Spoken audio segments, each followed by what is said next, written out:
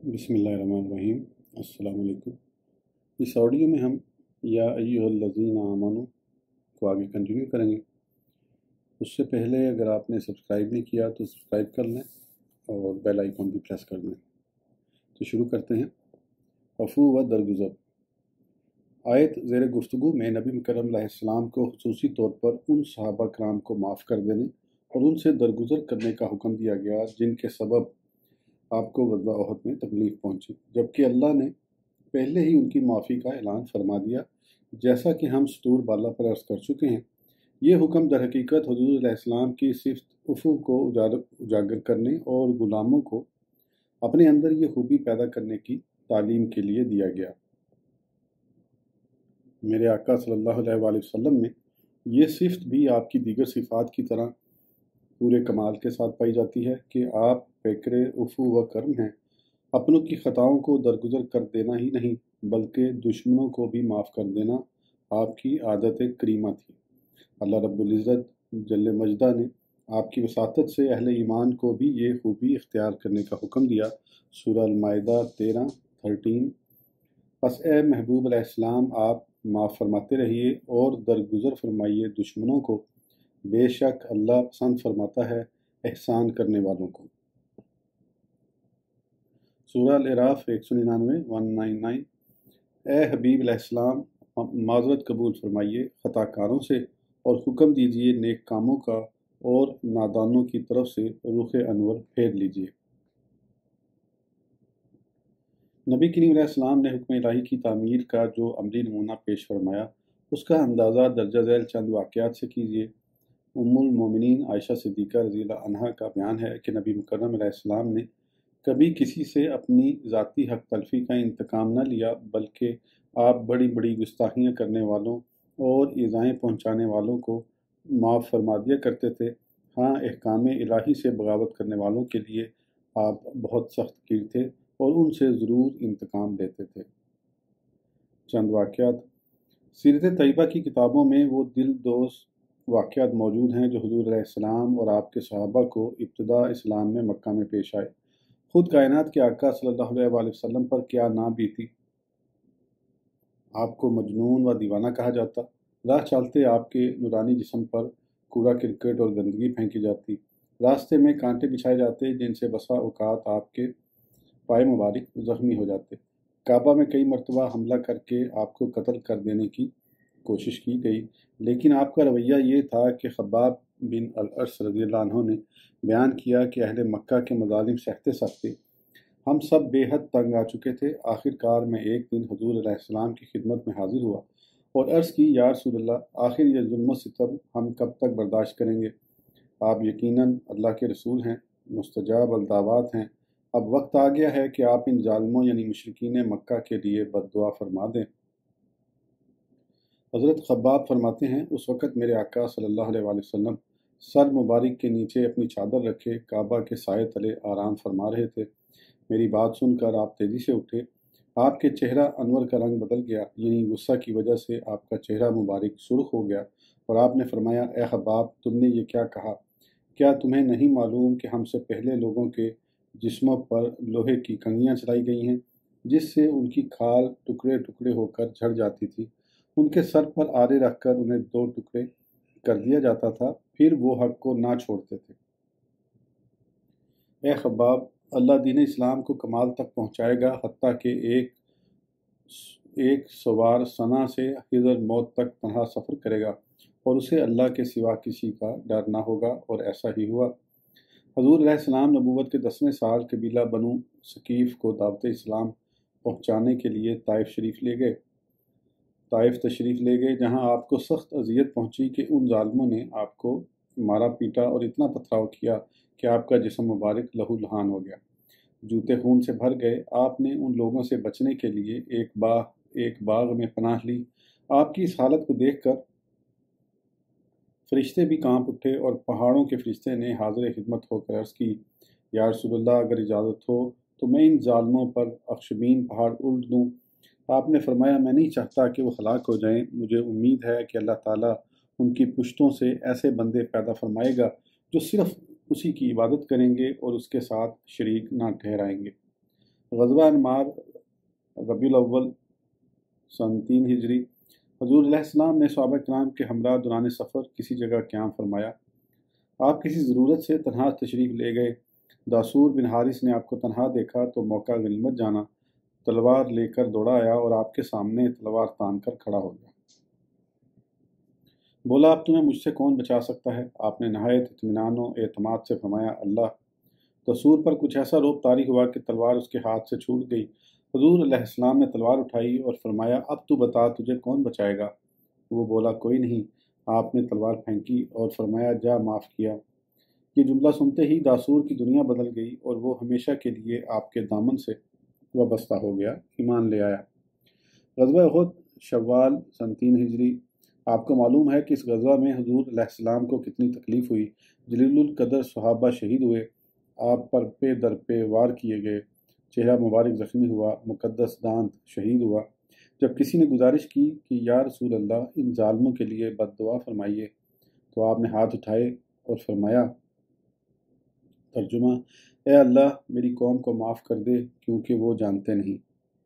میرے آقا صلی اللہ علیہ وآلہ وسلم کے عفو و درگزر کا بے مثال واقعہ وہ ہے جو فتح مکہ کے دن پیش آیا۔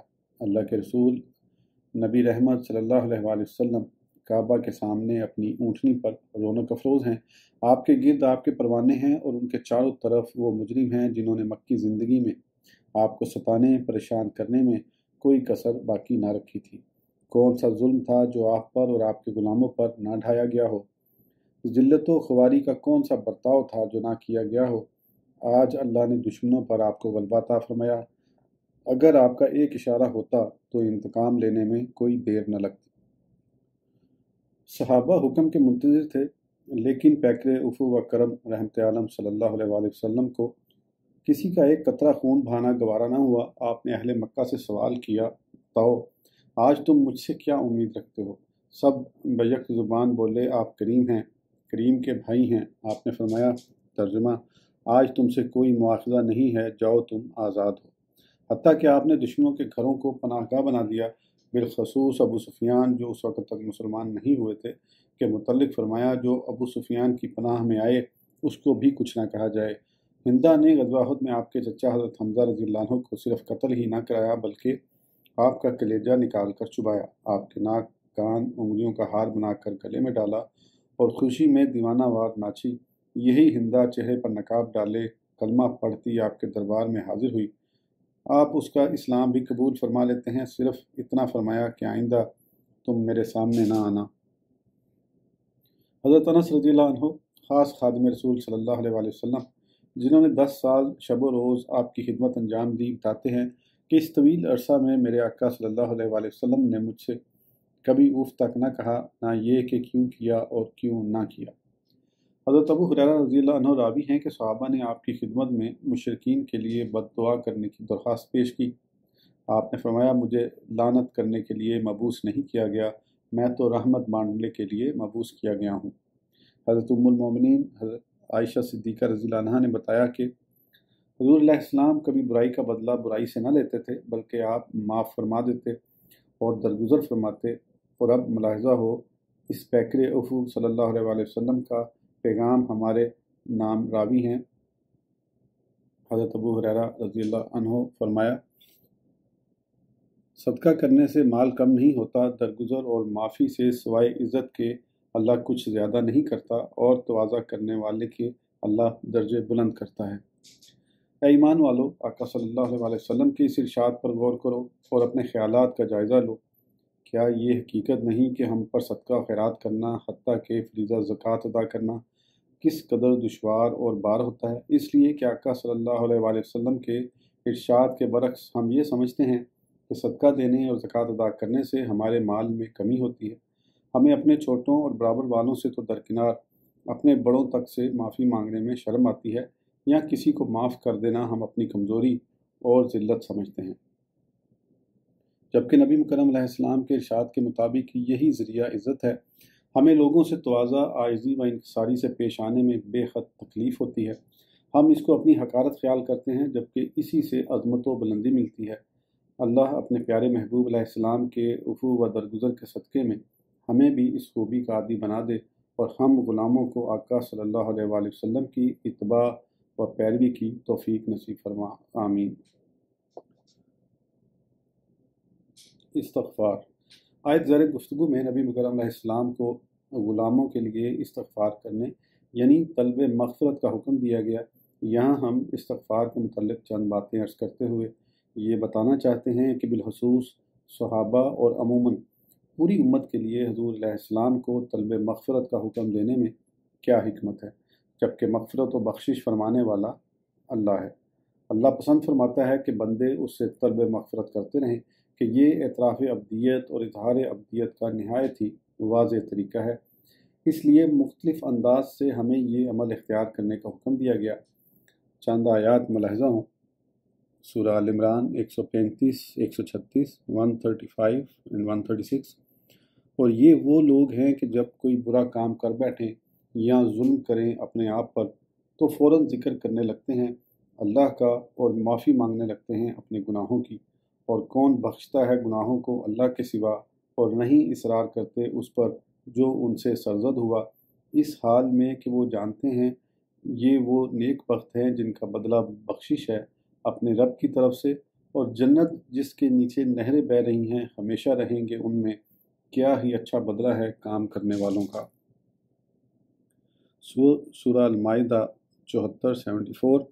تو کیا اللہ کی طرف رجوع نہیں کرتے اور کیا نہیں بخشش طلب کرتے اس سے، اور اللہ بہت بخشنے والا رحم فرمانے والا ہے۔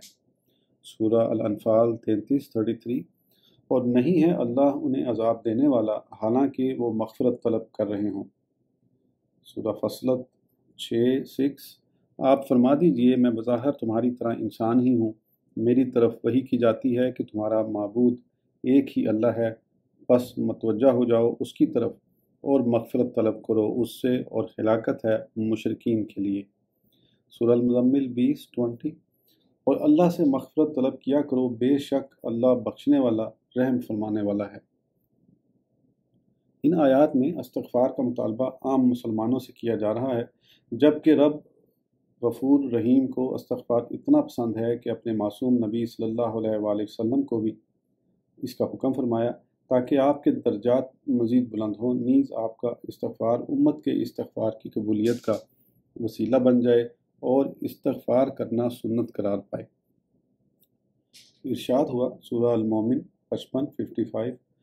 پس اے محبوب آپ صبر فرمائیے، بے شک اللہ کا وعدہ سچا ہے، اور اپنے خلاف اولا کاموں پر استغفار کرتے رہیے، اور پاکی بیان کیجیے اپنے رب کی حمد کرتے ہوئے شام کے وقت اور صبح کے وقت۔ سورہ محمد 19، 19۔ پس اے محبوب آپ جان لیں کہ اللہ کے سوا کوئی معبود نہیں، اور اپنے خلاف اولا کاموں سے استغفار کرتے رہیے، نیز مغفرت طلب کریں مومن مردوں اور عورتوں کے لیے، اور اللہ جانتا ہے تمہارے چلنے پھرنے اور آرام کرنے کی جگہوں کو۔ نبی مکرم صلی اللہ علیہ وآلہ وسلم کے چند ارشادات کی روشنی میں استغفار کی اہمیت کا اندازہ کیجیے۔ خود آپ کو یہ عمل اتنا محبوب ہے کہ بروایت حضرت ابو ہریرہ رضی اللہ عنہ آپ فرماتے ہیں، قسم ہے اللہ کی، ترجمہ، میں دن بھر میں 70 مرتبہ سے زیادہ استغفار کرتا اور اللہ سے توبہ کرتا ہوں، بخاری، تاکہ میرے مراتب بلند ہوں، امت پر استغفار کی اہمیت واضح ہو، اور میرا یہ عمل غلاموں کے لیے سنت بن جائے، اور اس پر جو عمل کرے اس کے گناہ معاف اور توبہ قبول ہو جائے۔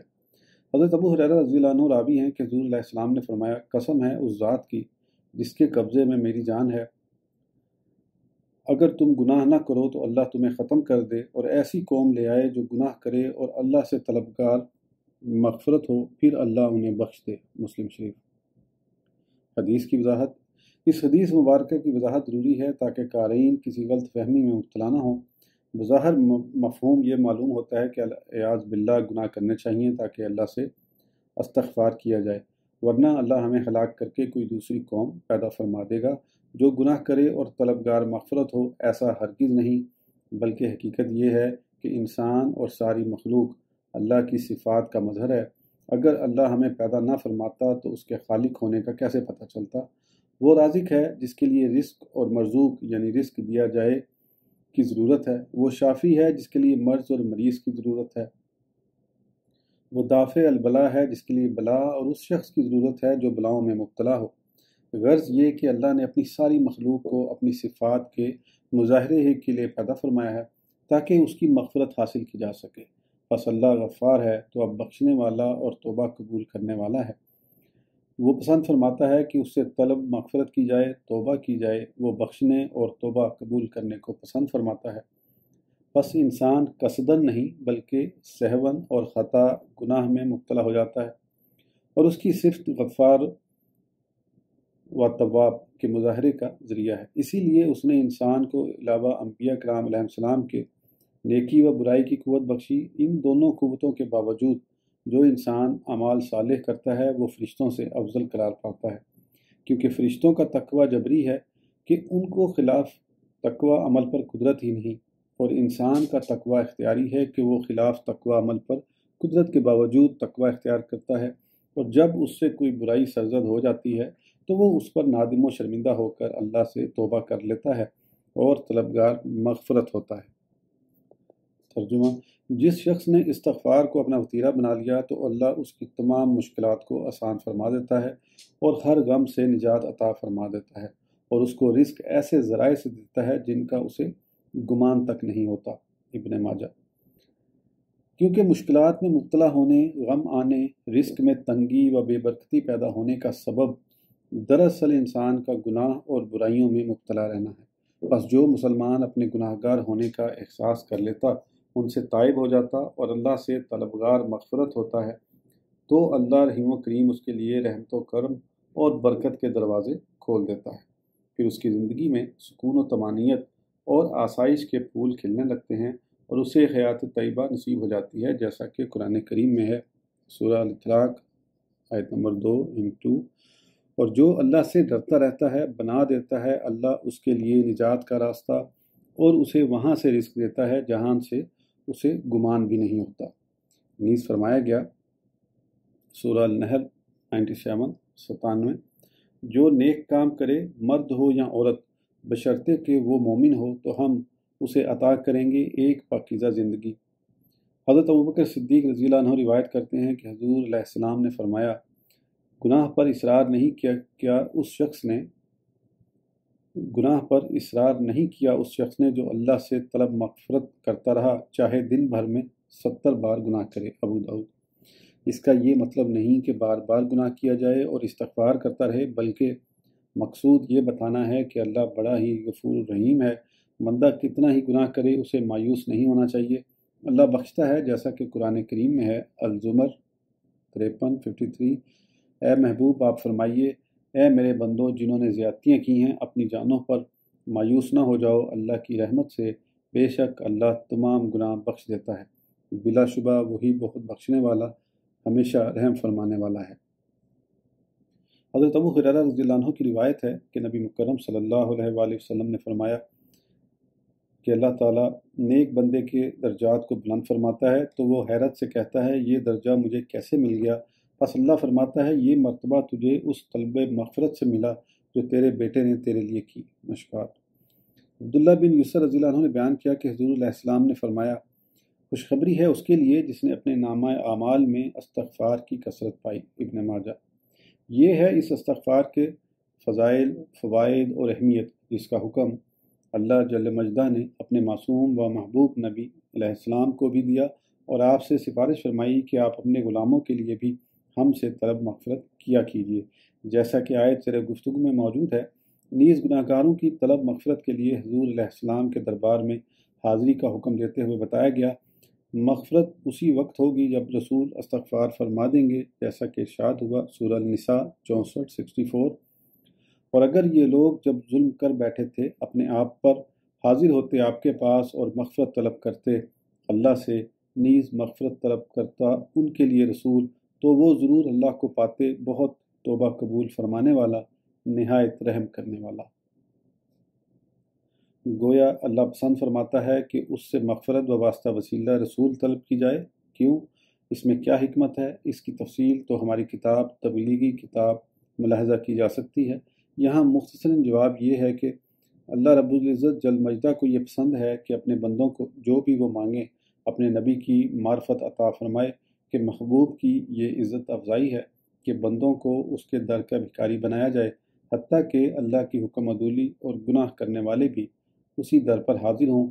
اگر رسول ان سے راضی ہو گئے تو انہوں نے سفارش کر دی تو چھٹکارا ورنہ محرومی۔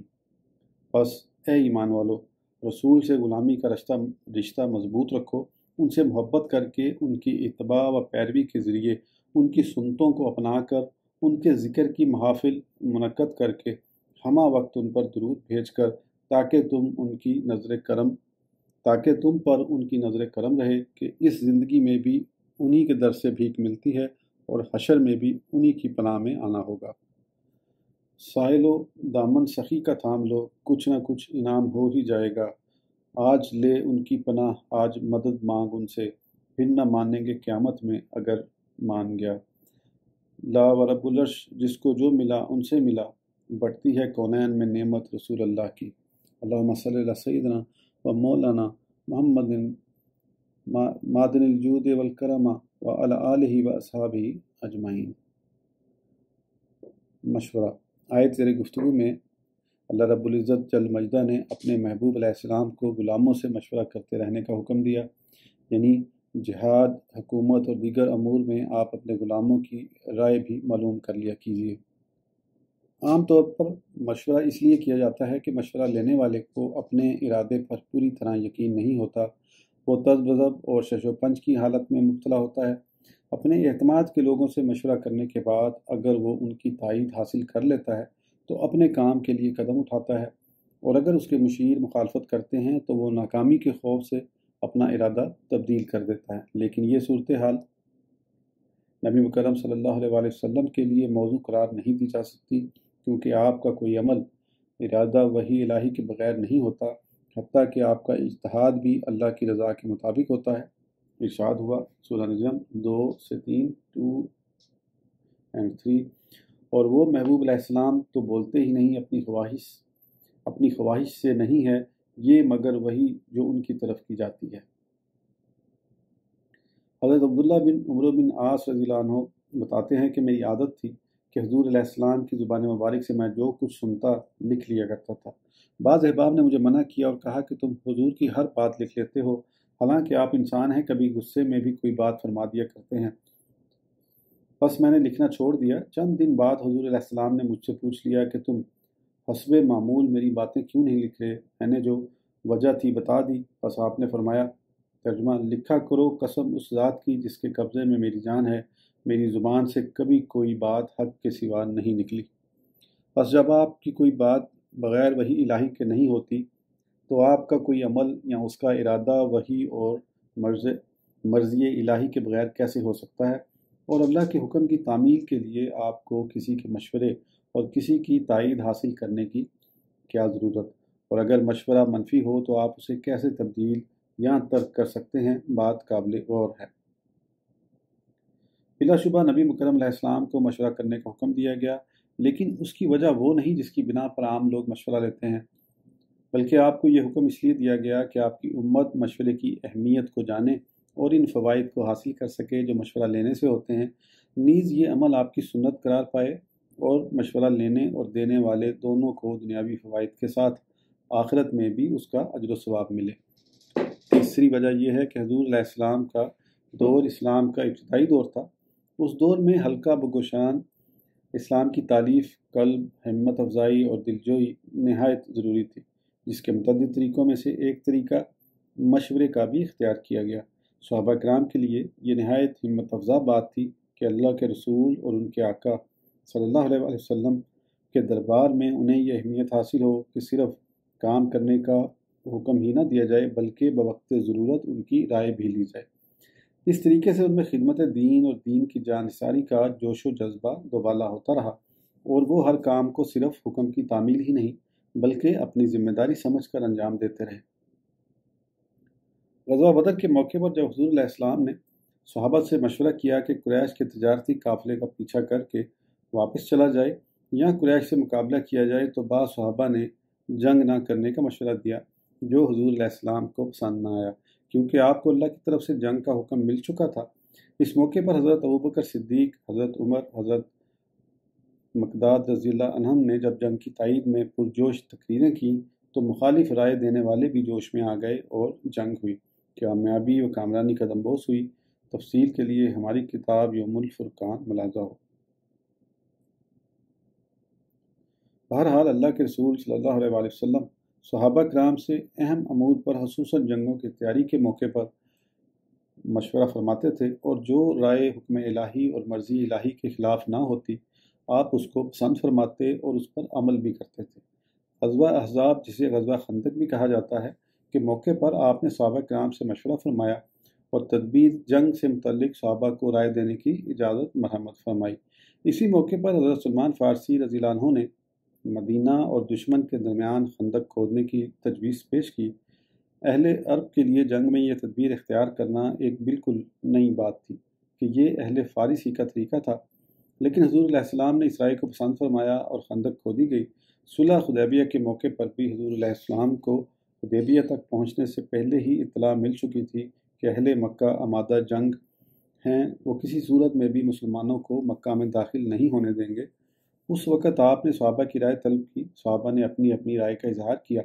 حضرت ابوبکر صدیق رضی اللہ عنہ نے گزارش کی، یا رسول اللہ آپ آگے بڑھیں، ہم عمرہ کرنے جا رہے ہیں، جنگ کا کوئی ارادہ نہیں، لیکن اگر اہل مکہ نے ہمیں روکا تو ضرور جنگ ہوگی۔ اس مشورے ہی کے مطابق حضور علیہ السلام نے دوبارہ سفر جاری کیا، حتیٰ کہ حدیبیہ پہنچ کر آپ کو اللہ کا حکم وہیں ٹھہرنے کا ہوا، اور پھر جو ہوا وہ سیرت کی کتابوں میں موجود ہے۔ غزوہ احد کے لیے روانگی سے قبل آپ نے صحابہ کی رائے طلب فرمائی کہ مدینہ میں دشمن سے جنگ کی جائے یا مدینہ سے باہر نکل کر مقابلہ کیا جائے، اور آپ اکثر صحابہ کے مشورے ہی کے مطابق مدینہ سے باہر جبل احد کی طرف تشریف لے گئے۔